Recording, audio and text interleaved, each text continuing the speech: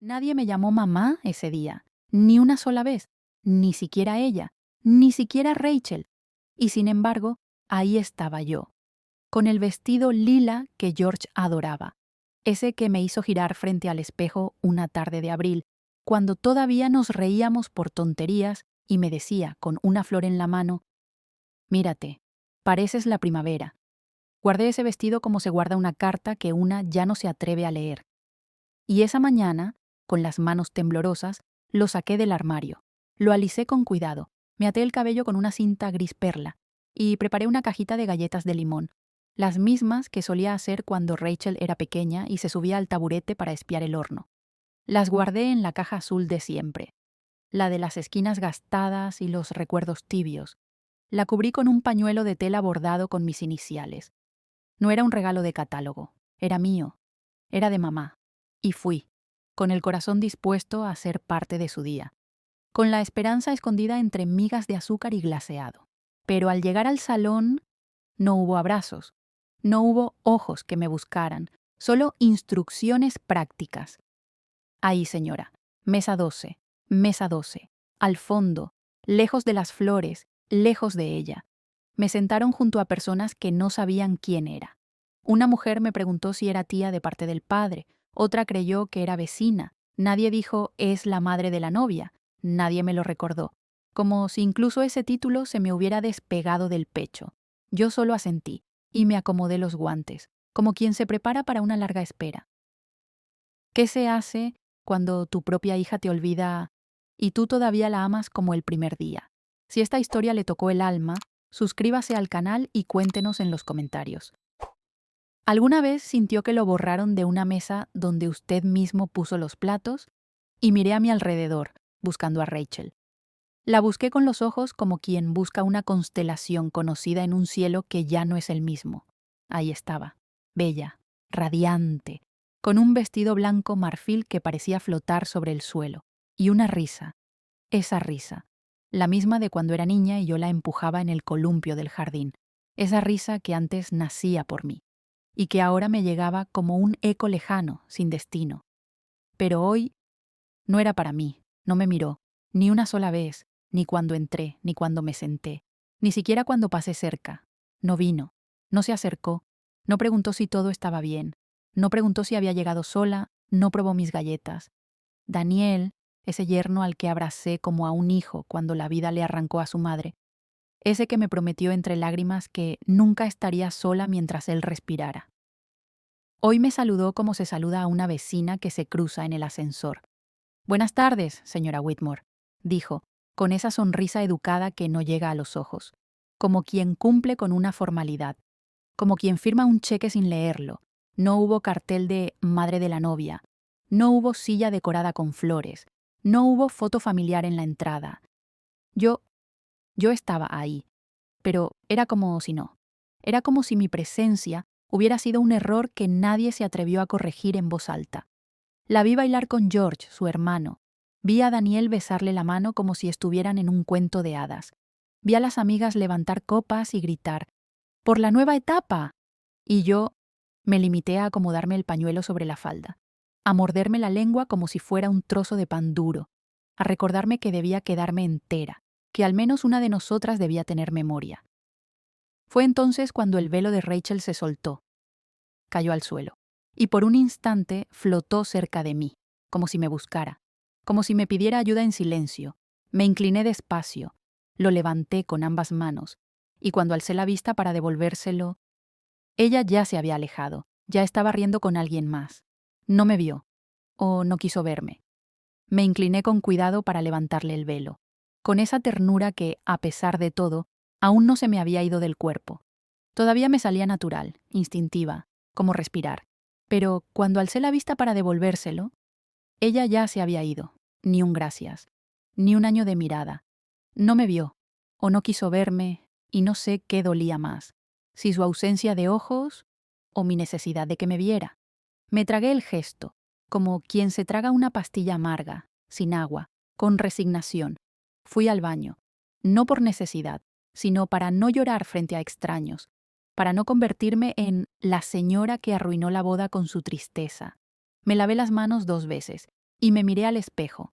La mujer que vi no era ajena, era yo, pero una yo que parecía haber envejecido en el transcurso de una sola tarde. Una yo más flaca, más baja, más sola. Una yo que ya no sabía dónde encajaba. Volví a la mesa. Mi silla seguía vacía. Las galletas intactas, como si hasta el azúcar se hubiera dado cuenta de que no era bienvenida. Una joven de cabello rubio se me acercó con una bandeja de macarons. Es lo moderno, señora. Ya nadie come galletas caseras. Asentí con una sonrisa pequeña, pero por dentro algo en mí crujió, como la primera grieta en una taza que lleva años sobreviviendo caídas, como si el aroma a limón y mantequilla, el mismo que una vez significó mamá, ya no tuviera lugar en el mundo de mi hija. Me quedé hasta el final, no por protocolo, no por orgullo, sino porque irme antes habría sido confirmar lo que todos parecían pensar, que ya no hacía falta. Ayudé a una señora mayor a bajar las escaleras, recogí un vaso tirado, y cuando nadie me miraba, abrí mi cajita. Tomé una sola galleta y la mordí con cuidado, no por hambre, sino para que, al menos, una boca reconociera lo que yo era. Una madre, una que aún recordaba las medidas exactas de cariño. De camino a casa, el silencio me acompañó. No puse música, no llamé a nadie, no lloré, no por orgullo, sino porque hay dolores tan densos que ni las lágrimas los atraviesan. Sentí un hueco, no en el estómago, ni en el pecho, en el tiempo, como si todos los años vividos hubieran quedado atrás y lo que venía ya no me pertenecía. Al llegar, encendí la tetera, me quité los zapatos y me senté en la cocina con la luz encendida, como quien enciende un faro en mitad del naufragio. El aire olía a mantequilla derretida, a vainilla, a infancia, y allí, sola, pero no vencida, me dije a mí misma en voz tan baja que ni el silencio la interrumpió. No estoy de más, solo estoy al principio, de algo que ni siquiera ellos imaginan. Una semana después de la boda, sonó el teléfono de casa. Era Andrew, mi hijo, mi pequeño. El mismo que dormía en mi pecho cuando no podía respirar por las noches. El mismo que no me dedicó ni una palabra en el día en que su hermana se casó. Mamá, ¿te apetece cenar conmigo esta noche? Solo tú y yo. Melissa está de viaje, me dijo, con una voz cálida, casi infantil. Solo tú y yo. Me quedé con esas palabras colgando en el aire como un pañuelo al viento. No supe si colgarlas con ternura o con cautela. Dudé, no por rencor, sino por cansancio. Pero dije que sí. Me fui al armario y busqué algo sencillo. No quería parecer débil, ni tampoco querer impresionar. Elegí el jersey color crema, el mismo que llevaba cuando salimos del hospital con Andrew recién nacido en brazos. Todavía tenía una manchita diminuta de papilla en una manga. Lo alicé con las manos, y por un segundo cerré los ojos y respiré su olor a lana vieja y hogar. Salí sin prisa. Tomé el autobús con las manos cruzadas en el regazo, como cuando una no quiere que el corazón se le deslice del pecho. Me repetía, es solo una cena, nada más. Pero había algo en mí, algo tibio y tenso a la vez, una sospecha sin forma. Cuando llegué, Andrew abrió la puerta con una sonrisa que no le veía desde que tenía 9 años y me enseñaba las notas del colegio. Pasa, mamá. He preparado tu crema de calabaza favorita, me dijo. La casa estaba limpia, demasiado limpia. No olía a familia, no olía a casa vivida. No había rastros de Melissa, ni de su perfume dulce, ni de sus cosas por todos lados. Era una casa ordenada, como cuando se quiere causar buena impresión. La mesa ya estaba servida. Un solo plato, una copa de vino y un sobre grueso, blanco, reposando sobre el mantel como un animal dormido. Me senté. Andrew me sirvió. Comimos en silencio. Habló del trabajo, del Euribor, de la inflación, de lo difícil que estaba todo. Yo asentía, mientras sorbía la crema con calma. Cada cucharada sabía a antes, a cuando todavía me necesitaba. Y entonces, bajando la voz como si hablara del clima, señaló el sobre. Mamá, estuve hablando con un asesor, ya sabes, por si alguna vez pasa algo, un infarto o pierdes la memoria. Dios no lo quiera, claro. No dije nada, solo lo miré. Él, en cambio, no pudo sostenerme la mirada. Son solo unos papeles, continuó, un poder notarial, para que, si llega el caso, yo pueda ayudarte con tus cuentas. para evitar líos legales, solo por prevención. Sonrió y me tomó la mano, como si esa petición fuera un gesto de amor, como si quitarme el control sobre mi vida fuera un acto de cuidado. Yo también sonreí, con una suavidad que me sorprendió a mí misma, y le respondí con una frase que no me tembló. Gracias, hijo. Lo leeré en casa, tranquila. Él parpadeó, algo desconcertado, pero no insistió. Nos despedimos con un abrazo, uno de esos abrazos de cartón sin pliegues, en el que el cuerpo se roza pero el alma se queda al margen. En el autobús de regreso apreté el sobre contra el pecho, no por protección, sino para sentir su peso. Quería saber cuánto pesaba la duda, y pesaba, como un hijo que ya no cree que su madre sea capaz de cuidarse. No lo abrí. Me limité a mirar por la ventana, y las luces de la ciudad pasaban como recuerdos rotos. Me vinieron imágenes antiguas, Andrew con fiebre, balbuceando mi nombre. Andrew el primer día de colegio escondido detrás de mis piernas. Andrew en la adolescencia, diciéndome, mamá, ¿me ayudas con esto? ¿En qué momento dejó de confiar en mí? ¿En qué momento creyó que podía cuidarme, quitándome el poder? Ya en casa, encendí la cocina. Calenté un poco de leche y me senté con la luz baja. Abrí el sobre. Leí todo, línea por línea, sin saltarme ni una coma. El documento no hablaba de amor, hablaba de control, de plenos poderes sobre mi cuenta bancaria, de autorizaciones médicas, de testamentos, de decisiones que yo ya no podría tomar y que, según él, ya no estaría en condiciones de tomar. Lo cerré con calma. No lloré, no grité. Solo lo doblé y lo guardé en el cajón de los manteles, el mismo donde guardo las cosas que ya no se usan, pero que una no quiere tirar aún. Me lavé las manos, muy frías, como quien limpia algo más profundo que la piel. Esa noche no dormí del todo, pero tampoco me derrumbé. Solo me prometí algo. En voz baja, casi sin sonido. Nadie más decidirá por mí. No mientras recuerde mi nombre y lo diga con la frente en alto. Aquella noche, después de leer los papeles de Andrew, no pude dormir. Me senté en la butaca del salón con una manta sobre las piernas y las luces apagadas. Solo se oía el tic-tac del reloj antiguo que colgaba sobre la repisa. George lo había traído de Bilbao, en uno de nuestros aniversarios. Solía decir que los relojes eran buenos testigos. No hablan, pero lo ven todo, me decía con una sonrisa. Y entonces lo recordé. Una conversación antigua, de esas que quedan flotando en la memoria y un día regresan con todo su peso. Fue poco antes de que George muriera, después de actualizar el testamento. Si algún día te sientes sola, si ves que las cosas no encajan, baja al sótano, me dijo una noche mientras secábamos los platos. ¿A qué? Le pregunté sin entender. Él me miró, serio pero con ternura. Lo sabrás cuando llegue el momento. Esa frase me golpeó con fuerza, como si la hubiera guardado mi cuerpo sin que yo lo supiera. Y esa noche supe que había llegado el momento. Tomé una linterna. La bombilla del sótano llevaba fundida años. Siempre decía que un día la cambiaría. Nunca lo hice.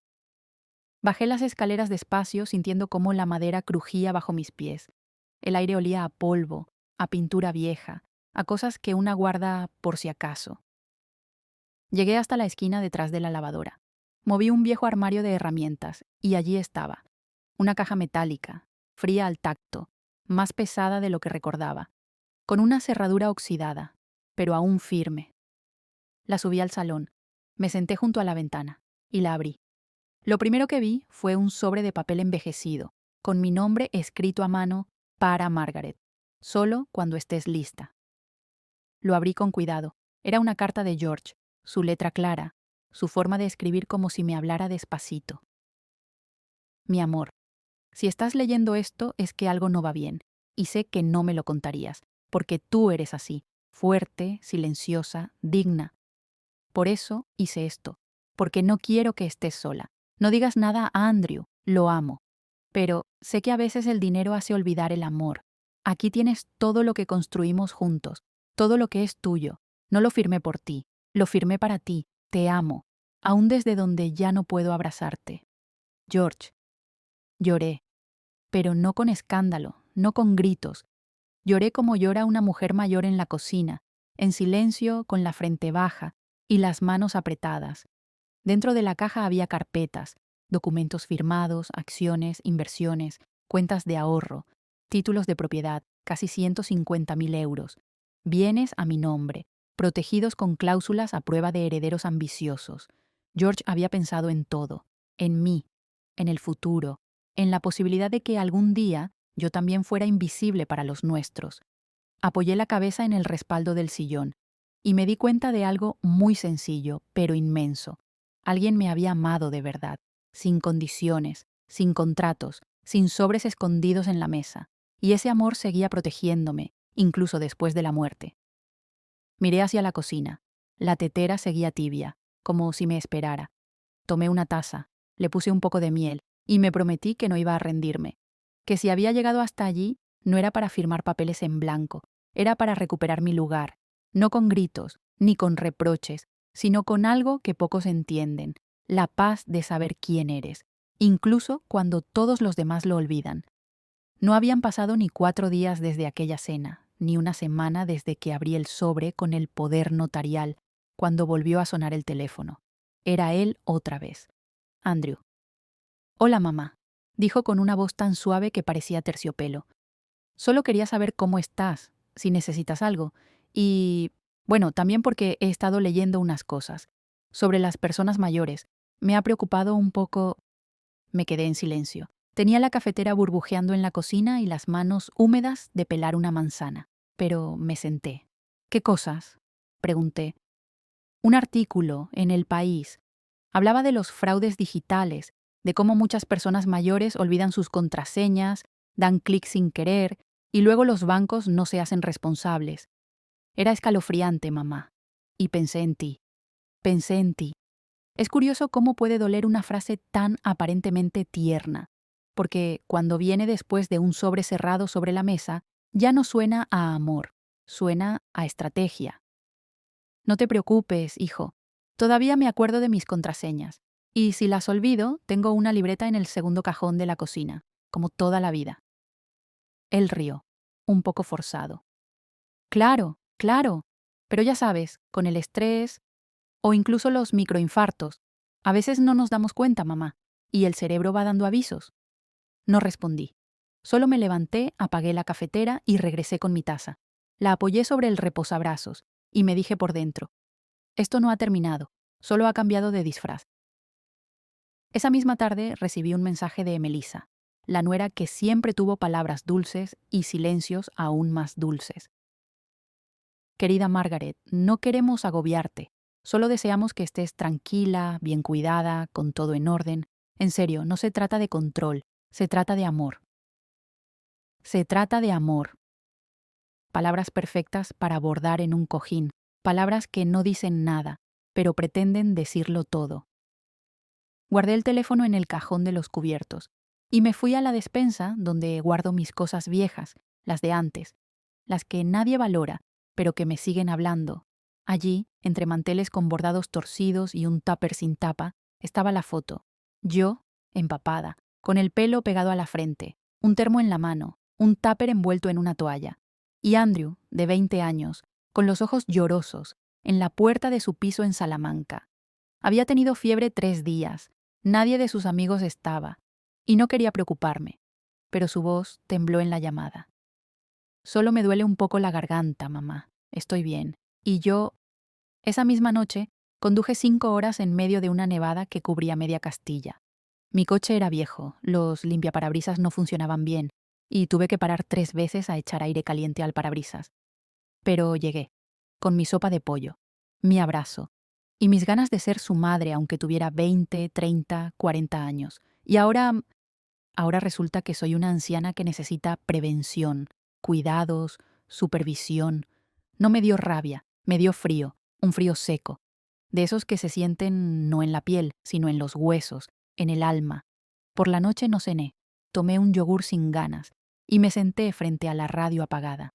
Y me pregunté por primera vez qué parte de mí fue tan invisible que mis propios hijos creen que puedo ser manejada con frases bonitas y sobres discretos. Porque una cosa es envejecer y otra es ser tratada como si una ya no supiera dónde está su lugar. Al día siguiente salí temprano, hacía frío, pero me puse mi abrigo verde oliva y los zapatos cómodos, los que usé en el funeral de George, los que no hacen ruido al caminar. Fui al centro, entré a una papelería, compré un cuaderno nuevo y comencé a escribir. No un diario, sino un registro, una bitácora de lo que estaba pasando, con fechas, mensajes, llamadas, papeles. Porque si ellos querían tratarme como a una mujer que se olvida, yo les demostraría que mi memoria sigue viva, y más despierta que nunca. No dormí bien en semanas. Despertaba a medianoche con la sensación de que alguien estaba dentro de la casa, no por ruido, sino por esa presencia invisible de lo que nos inquieta, una angustia sorda que no sabe pronunciarse, pero que se instala en el pecho como un huésped incómodo. Una mañana, mientras desayunaba pan con tomate y aceite, el de siempre, el de los domingos cuando George vivía, recordé algo que había enterrado bajo la rutina. La señora Whittaker, la abogada de George, la única persona, fuera de mí, en quien él confiaba con los ojos cerrados. Busqué su número en una agenda antigua, de tapa verde. La tenía guardada junto con cartas, tarjetas de Navidad y la receta del bacalao a la vizcaína. Y allí estaba, con letra firme, sin tachones, Whittaker, despacho, confianza total. La llamé esa misma mañana. ¿Señora Whitmore? Su voz, pausada pero firme, me trajo años atrás de golpe. No sabe cuánto me alegra oírla. Quedamos en vernos 2 días después, en su despacho del centro, frente al ayuntamiento. Fui caminando, despacio, con mi bolso de siempre y una carpeta con documentos que había guardado por instinto. El testamento de George, mi DNI, las escrituras de la casa. Llevaba mi chaqueta gris, la misma que usé en la entrevista de trabajo en la biblioteca, allá por 1982. Aún tenía buen corte, y me hacía sentir lo que necesitaba sentir ese día, entera. Cuando entré al despacho, la vi de pie.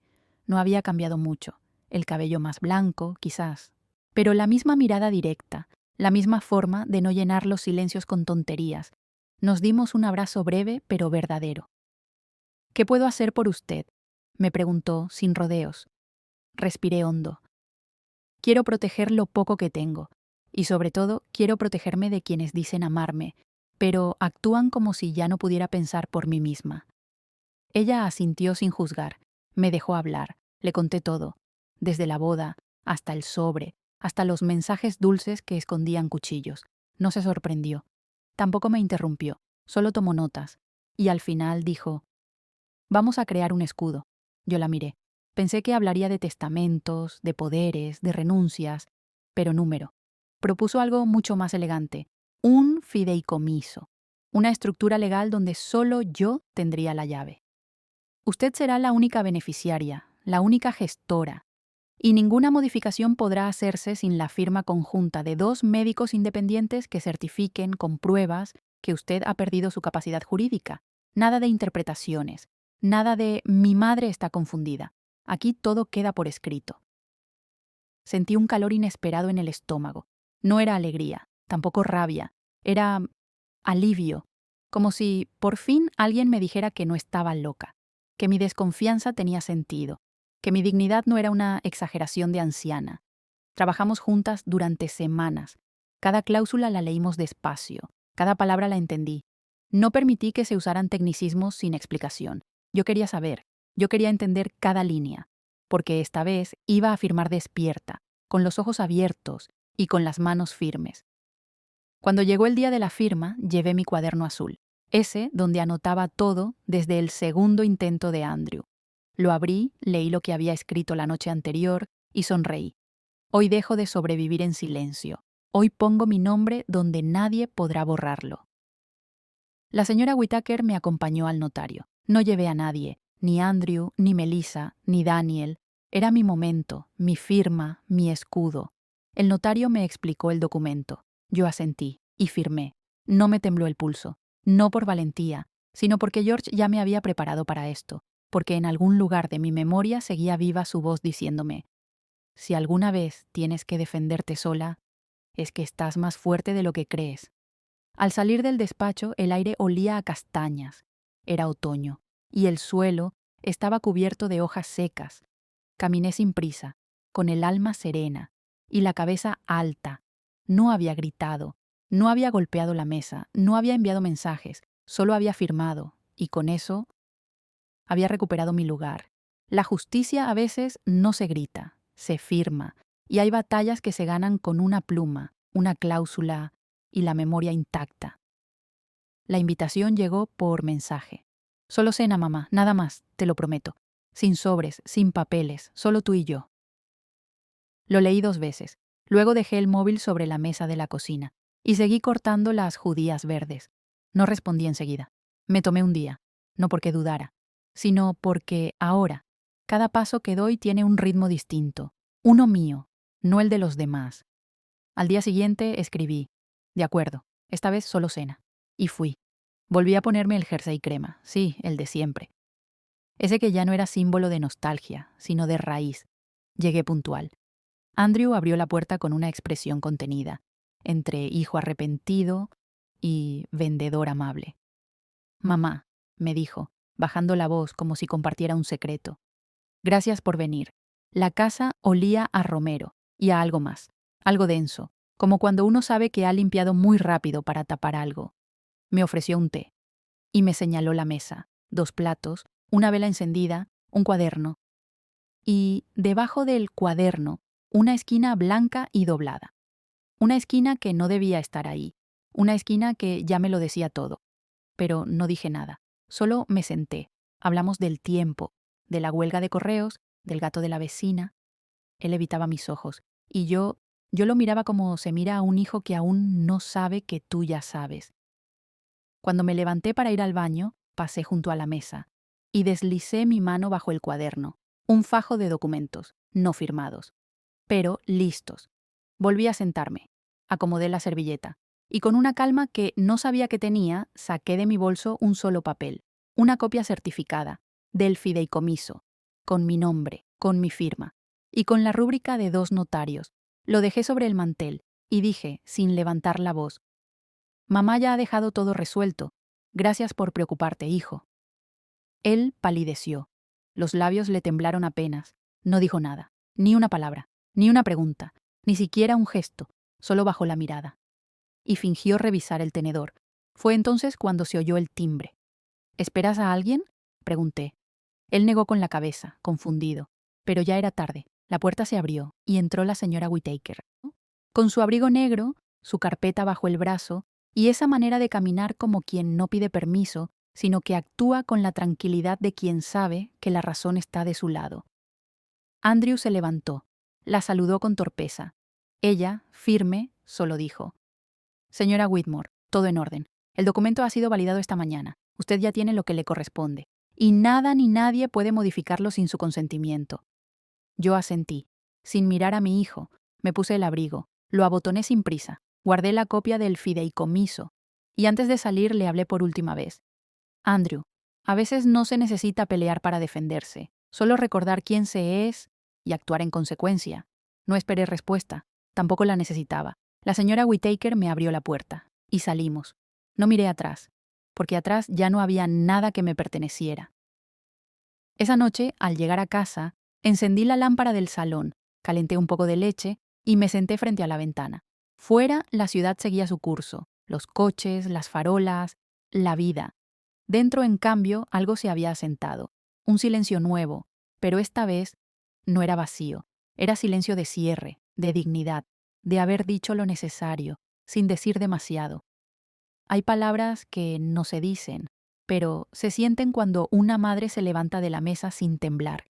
El silencio puede ser la forma más alta de justicia, cuando viene de alguien que ya no necesita permiso para ser escuchada. Fue una tarde cualquiera. Yo estaba en la cocina preparando un bizcocho de yogur, el de toda la vida, con ralladura de limón y un poquito de canela, como le gustaba a George.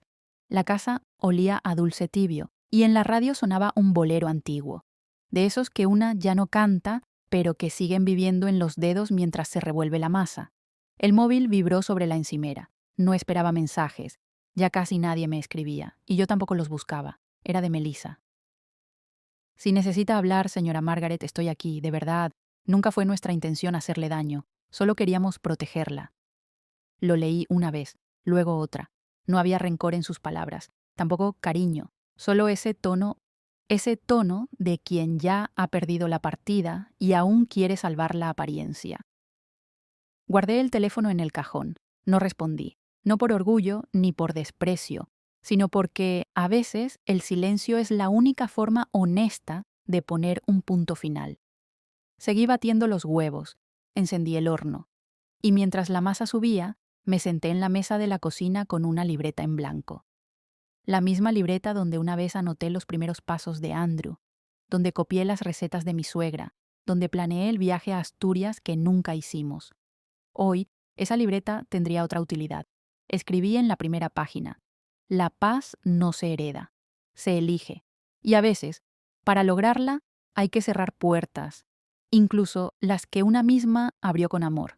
Y entonces respiré, con calma, con la certeza tranquila de quien no necesita tener la razón, porque ya no necesita defenderse. Miré por la ventana. El sol bajaba despacio detrás de las azoteas, y las vecinas regaban las plantas en los balcones. Me acordé de algo que me dijo una vez una enfermera, cuando George estaba ingresado. Hay dolores que no se curan con morfina, solo se calman cuando uno decide soltar. Y eso hice. Solté. No respondí al mensaje de Melissa, ni a los siguientes, ni a las llamadas perdidas de Andrew, ni al ramo de flores sin tarjeta que dejaron en la puerta una mañana de sábado. Porque entendí algo que me había costado casi toda una vida aprender. La paz no es algo que se pide, es algo que se protege. Y yo ya la había encontrado. No en una conversación, ni en un perdón a medias, ni en una reconciliación llena de condiciones. La encontré en mi cocina, en mi silencio, en la forma en que me miraba al espejo sin dudar de quién era. Esa noche me senté en el salón con mi taza de tila. Encendí la lámpara pequeña, la que George trajo de Segovia, y abrí una novela, no para distraerme, sino porque, por fin, podía leer sin que las voces del pasado me interrumpieran. Afuera, los vecinos discutían, los coches pasaban, el mundo seguía, pero por dentro, todo estaba en orden, y pensé: me llamo Margaret Whitmore, tengo 78 años, y por primera vez no soy madre, no soy suegra, no soy viuda, no soy una carga, soy una mujer que aprendió a quedarse consigo misma y a que eso sea suficiente. A veces, no responder es el acto más poderoso de amor propio. Y hay silencios que no hieren, sino que protegen lo que una ha tardado toda una vida en construir, su paz. No hubo un día exacto en que todo cambió. No fue un golpe de luz ni una revelación de madrugada. Fue un proceso, como la forma en que el pan sube en el horno, como florecen los geranios sin hacer ruido. Me desperté una mañana cualquiera, con el canto de los mirlos en la ventana, y por primera vez en mucho tiempo no pensé en Andrew, ni en Melissa, ni en Rachel. Pensé en mí, en qué quería desayunar, en si me apetecía pan o avena, y esa pregunta, tan simple, me pareció un milagro. Comencé a ir a la biblioteca del barrio. No buscaba libros al principio, solo quería sentarme, respirar, estar rodeada de voces suaves y hojas que pasaban. La bibliotecaria, Carmen, una mujer viuda de manos anchas y sonrisa tímida, me invitó a una reunión del grupo de lectura. Nos juntamos los jueves. No se lee en voz alta, tranquila, solo charlamos, tomamos té y a veces lloramos un poco, dijo. Fui, y no lloré. Pero me reí, de un comentario absurdo sobre una novela, de la forma en que Rosalía confundía los nombres de los personajes, de cómo Pilar, con sus 81 años, aún creía en el amor. Y eso fue un comienzo. Con el tiempo nos propusieron cuidar un pequeño terreno detrás de la biblioteca, un trozo de tierra olvidado, cubierto de malas hierbas y macetas rotas. Podría ser un jardín, dijo Carmen. O una huerta, añadió Rosa. O las dos cosas, propuse yo. Lo llamamos el Rincón Tranquilo. Allí plantamos tomates, lavanda, perejil, caléndulas, acelgas. Rosa trajo una silla vieja y la pintó de azul celeste. Yo llevé tazas viejas para hacer macetas colgantes. Carmen trajo piedras y escribió sobre ellas palabras como respira, suelta, gracias.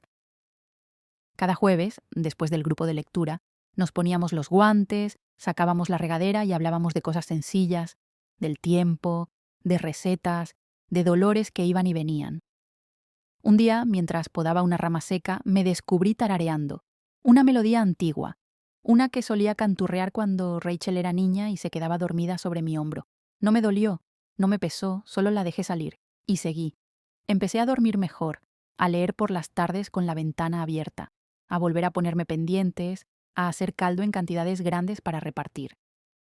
Un día de junio, abrí la caja de lata donde antes guardaba las galletas de limón.